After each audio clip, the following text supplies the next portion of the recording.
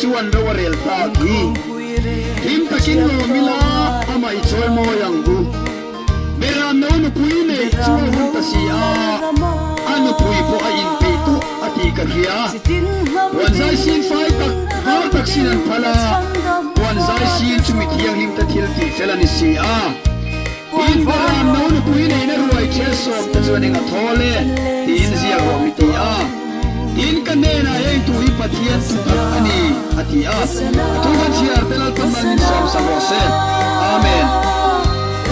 beran no nu pui ne hun pasia nu pui po in pe tu ati karia ye tu ya soina rei tu klap me tu mos yer kar chanaron soi chua kania